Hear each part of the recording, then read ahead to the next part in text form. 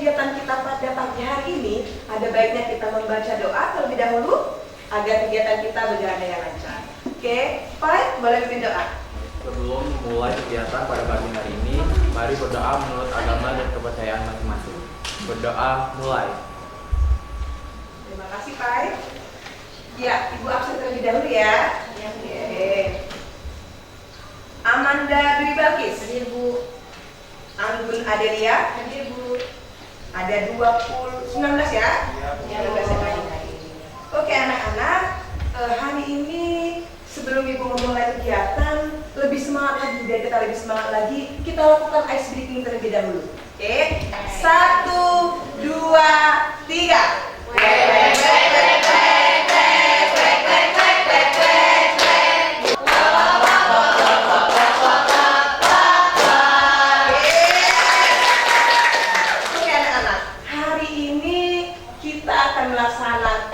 Layanan bimbingan klasikal dengan topik yuk tentukan studi lanjut demi masa depan.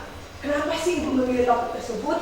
Karena Ibu melihat dari hasil asesmen DCM dan LKMIC kemarin, itu di kelas 12 IPA 4 ini 50% yang masih kebingungan studi lanjut setelah tamat SMA. Tujuan dari layanan ini agar anak-anak mampu memilih studi lanjut setelah tamat SMA. Tujuan khusus agar anak-anak dapat merumuskan pentingnya studi lanjut. Layanan kita pada hari ini menggunakan strategi problem based learning, di mana Ibu telah membagi kelompok. Ada 4 kelompok ya. Nanti masing-masing kelompok akan menganalisis sebuah gambar ilustrasi. Layanan ini akan kita laksanakan selama 1 kali 45 menit, 1 jam pelajaran ya. Oke, paham? Masih semangat ya? Masih. Siap melanjutkan kegiatan hari ini? Siap. Oke, bagi dan membuat diskusinya ya.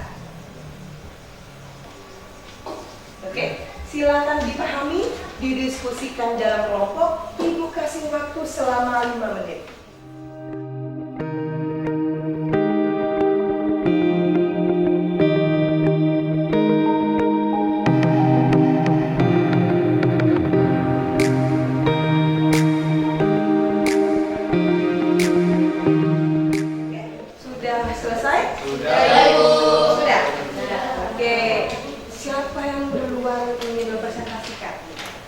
Assalamualaikum warahmatullahi wabarakatuh. Selamat pagi teman-teman. Jadi saya perwakilan dari kelompok 4 akan menampilkan dan mendiskusikan hasil dari jawaban kami menganalisis suatu gambar yang diberi oleh petiara tersebut. Jadi menurut kelompok kami, masalah apa yang terjadi dalam gambar? Menurut kelompok kami, masalah yang dialami dari gambar itu satu siswa yang kebingungan Bu setelah tamat sekolah mau studi lanjutnya kemana, kerja atau kuliah atau bahkan menikah. Terus yang kedua, penyebab terjadinya masalah tersebut menurut kelompok kami ada faktor internal dan faktor eksternal. Jadi kalau faktor internalnya bisa jadi kurangnya informasi dan kurangnya persiapan diri itu masih belum cukup, itu untuk faktor internal. Sedangkan faktor eksternalnya adanya perbedaan pendapat dengan orang tua, keadaan ekonominya kurang mencukupi, dan kurangnya dorongan orang tua kepada anaknya. Terus yang ketiga, bagaimana cara mengatasi permasalahan tersebut? Cara kami mengambil konsultasi dengan orang yang lebih tua seperti guru BK atau orang tua atau yang lebih dapat dipercaya, Bu. Dan mencari tahu atau mengenal diri sendiri lebih dalam. Sekian hasil presentasi dari kelompok 4. Assalamualaikum warahmatullahi wabarakatuh. Oke, bagus sekali jawabannya ya. Nah, yang terakhir kelompok 2. Boleh maju.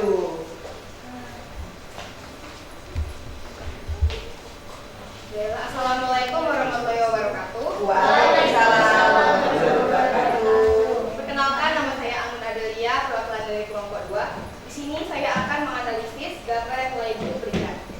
Untuk pertanyaan pertama, menurut kelompok Anda, masalah apa yang terdapat dalam gambar ini?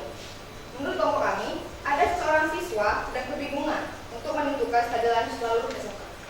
Pertanyaan kedua, apa penyebab terjadinya masalah tersebut? Menurut kelompok kami, hal ini disebabkan karena kurangnya kemampuan untuk mengenali diri sendiri dan juga masalah-masalah eksternal lainnya seperti masalah ekonomi keluarga, masalah restu kedua orang tua, sifat remaja yang masih labil dan masih dapat dipengaruhi oleh teman, dan juga kurangnya informasi. Untuk pertanyaan ketiga, bagaimana cara mengatasi permasalahan tersebut? Menurut kami, berusaha untuk mengenali diri sendiri dengan cara menggali minat dan bakat, minta saran dari orang tua dan guru, mengikuti kegiatan-kegiatan yang diminati. Setelah itu kita juga bisa mengenali apa yang hal yang bisa kita lakukan untuk masa depan. Kita juga bisa mengetahui kemampuan diri kita dengan cara mengikuti tes psikotes dan mencari referensi di internet. Oke, Itu saja. Assalamualaikum warahmatullahi wabarakatuh. Bagus sekali. Penutup ya, kelompok 2. Penutup dari diskusi hari ini. Jadi menurut kelompok 2 sama masalahnya, yaitu kebingungan studi lanjut setelah tamat SMA. Ya, terus penyebabnya eksternal dan internal itu adalah masalah ekonomi, lalu restu kedua orang tua dan sifat yang masih labil. Karena memang anak-anak ini ketika kuliah, jurusan yang dipilih itu terkadang masih ikut-ikutan teman. Jadi ketika teman pilih hukum, sepertinya enak nih dihukum, jadi pilihnya hukum, padahal tidak sesuai dengan bakat dan kemampuan diri. Jadi gambar tersebut adalah sebuah kebingungan. Setelah tamat SMA kira-kira mau kemana? Nah, untuk mengatasi kebingungan tersebut, Ibu akan tampilkan sebuah video materi. Silakan anak-anak pahami, dan jika ada yang masih bingung boleh ditanyakan. Oke, Ibu mulai ya.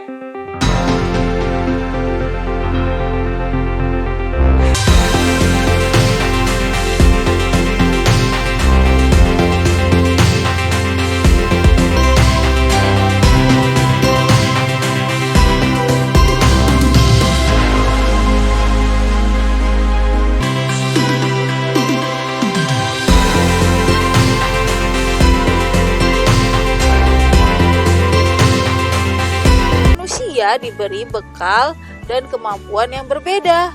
Begitu juga dengan pekerjaan terhadap dan dibebankan kepada kalian jika kalian memilih untuk berkeluarga. Dari materi tadi, adakah yang ingin ditanyakan? Oke, ada yang ingin bertanya, Pai. Boleh, Pai. Berdiri ya, Pai ya? Perkenalkan, nama saya Muhammad Alfayuda, perwakilan dari kelompok tinggi 3 ini bertanya. Seperti yang Ibu sampaikan tadi, ada perbedaan tes masuk PTN di tahun 2022 ke 2023. Apa saja sih Bu perbedaan tes masuk PTN tersebut? Terima kasih. Ya, dari namanya saja sudah berbeda ya. Jadi di 2022 ke 2023, perbedaannya saja sudah terlihat dari nama. Ya, dari singkatan penerimaan mahasiswa baru itu sudah berbeda. Ini perbedaannya. Jadi kalau di tahun 2023, LTMPT, Lembaga Tes Masuk Perguruan Tinggi. Sedangkan saat ini Seleksi Nasional Penerimaan Mahasiswa Baru. Jadi anak-anak tidak menggunakan akun LTMPT lagi. Ya, jadi berganti nama menjadi SNPMB. Oke anak-anak. Nah, terakhir karena kita sudah membahas materi, artinya saat ini kalian mengisi LKPD.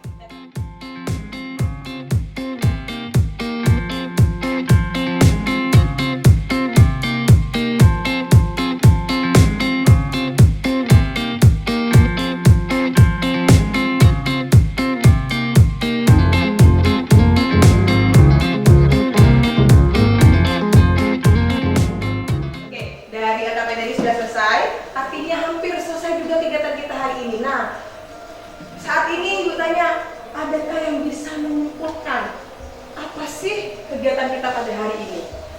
Oke, Ajun, boleh berdiri Ajun.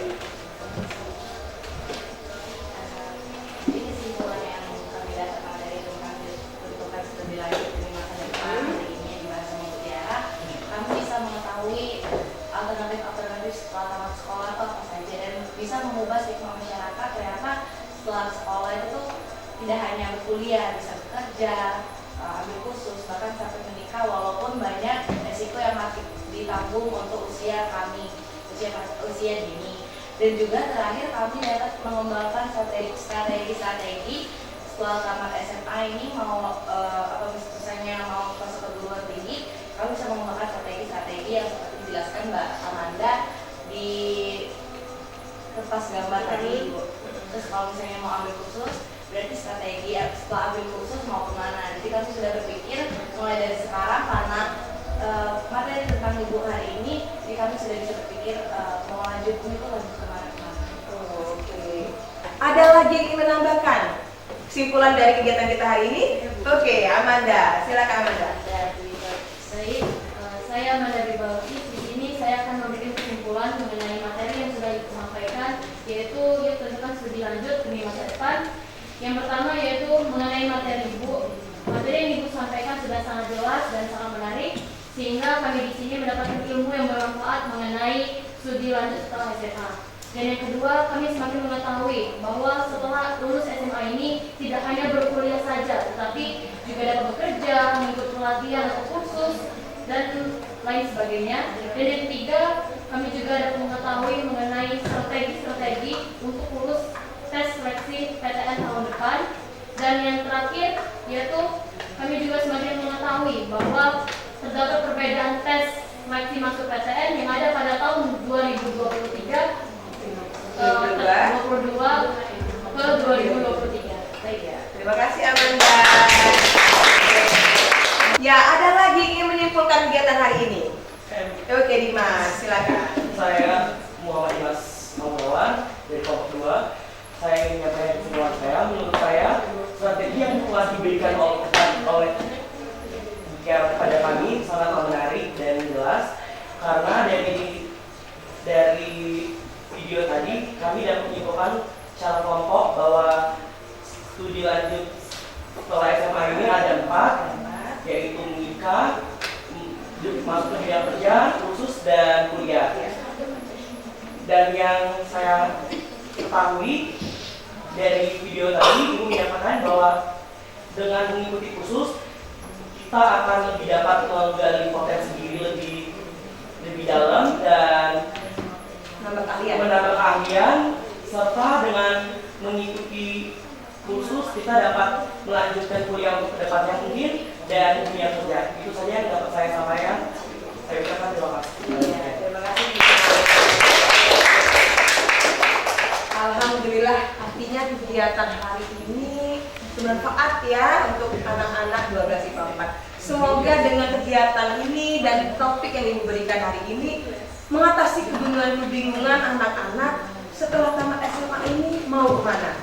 Jadi ada 4 pilihan ya, silahkan dipilih anak-anak mau dan kuliah, kerja, kursus, apa yang terakhir menikah. Ya, oke. Bagi anak-anak yang masih kebingungan, kita akan melaksanakan layanan bimbingan kelompok ataupun konseling kelompok. Lalu jika anak-anak juga masih kebingungan, kira-kira mau milih jurusan apa ya untuk kuliah, boleh konseling individu dengan Ibu. Nanti kita atur waktunya bagaimana untuk melakukan layanan bimbingan kelompok, konseling kelompok ataupun konseling individu untuk mengetahui jurusan apa yang kira-kira sesuai dengan bakat dan kemampuan anak-anak. Tadi Pai sudah memimpin doa, yang untuk terakhir Dimas memimpin doa. Mari kita berdoa menurut agama dan kepercayaan masing-masing. Doa. Oke, terima kasih atas kerjasamanya, terima kasih atas waktunya, semoga bermanfaat dan Ibu akhiri. Assalamualaikum warahmatullahi wabarakatuh.